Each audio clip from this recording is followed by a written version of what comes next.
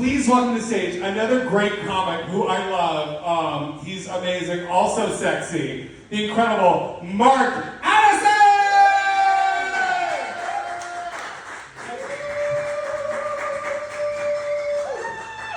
The Night Cabaret! So good, so good. Hey, what's going on?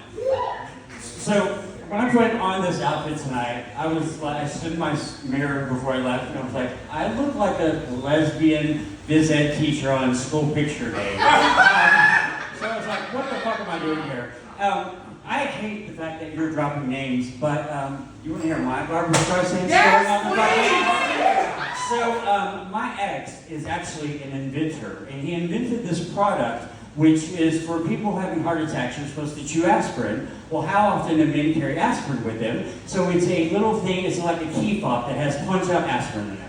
Well, the leading killer of women, which people think, they don't know, is heart disease. They think it's breast cancer, stuff like that. Well, so I went to this big fundraising thing, and not only was Barbara Streisand there, it was at Donna Karen's house. Oh my God! So I was going through every bedroom trying to steal sheets, and I was like, I'll take the sheets, you steal Barbara Streisand, let's hit it. I've never been a big fan of hers though, so there you go.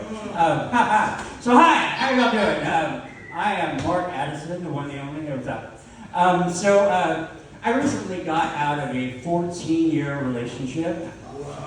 I know, yeah, please, I'm not sad about this. And I was actually doing stand-up comedy before I got into this relationship, and my stick has always been very pessimistic, very glass half empty. But then when I met somebody and fell in love, I didn't think people would want me on the microphone going, flowers are pretty. But now I'm proud to say that flowers are no longer pretty and the bitch is back. And normally, my ex does come to a lot of my shows, and this is the part of the show where I always go, and the asshole's here. He's right over there. But in kind of true fashion, the motherfucker didn't make it tonight. And so, we actually met at a sex party.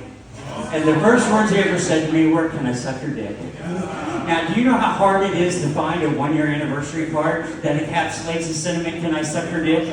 Hallmark does not make one. So I had to write my own. I wrote, "I'll never forget what you said so long ago. On your cock may I blow." And my name is Mark. My ex's name is Mark. How narcissistic is it to date someone with your same name? Because sometimes we'd be doing it and I'd be like, "Wow, Mark, you're amazing tonight." And I wasn't always talking to him. So when gay marriage was being passed in New York City, everybody kept saying, "Are y'all going to get gay married? Are y'all going to get gay married?" Well, for me, gay marriage has always been kind of, well, gay. And you know, I understand why it happens because of benefits and insurance and all that shit. But one thing I could get behind was gift registry. Because all these bitches I've gotten cake platters for, it was now time for them to have registration in one hand at a sex shop, because you know that's where I'm registered. And for them to sit there and look at it going, "I think he wants the assless chaps in a 32-32. Believe it. And lube in a big industrial strength pump size. And so, since we didn't get gay married, which after 14 years was done, I could have gotten half, I decided to move out to Crown Heights.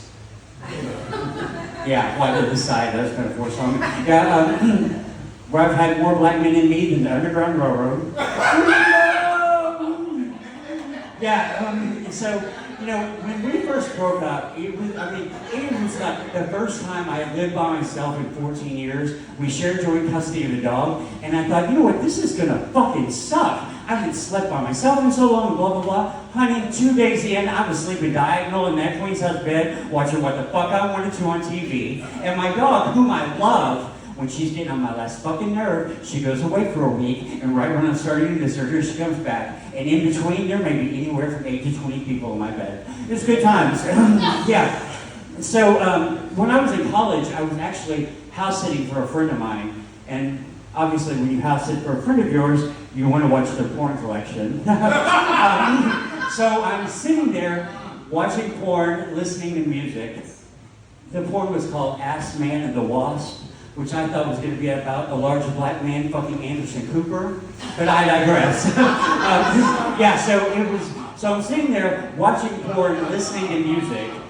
Now this is how old he is. He had a 5 CD disc changer, and all of a sudden the CD changes, and well, I know I should have gotten up and changed the CD, but my hands were full, believe it. And the CD and the porn slowly started to sync up. Oh, I forgot to mention what the CD was. It was the soundtrack to Les Mis. So all of a sudden it goes, it'll come, and it did. And there I was, jerking off on my own.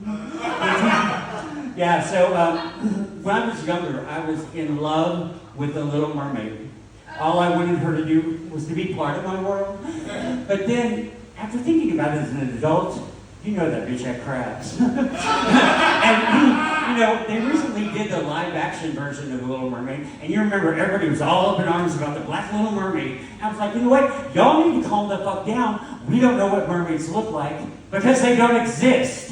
I said, the problem I have with the Black Little Mermaid is I didn't think black girls like to get their hair wet. And then to add insult to injury, they made Ursula into a white woman, played by Melissa McCarthy, which was just another example of a white woman trying to steal a black girl's voice. And then, you know, they also have recently done the live-action version of Snow White and the Seven Dwarfs, except they axed the and Seven Dwarfs part and just called it Snow White.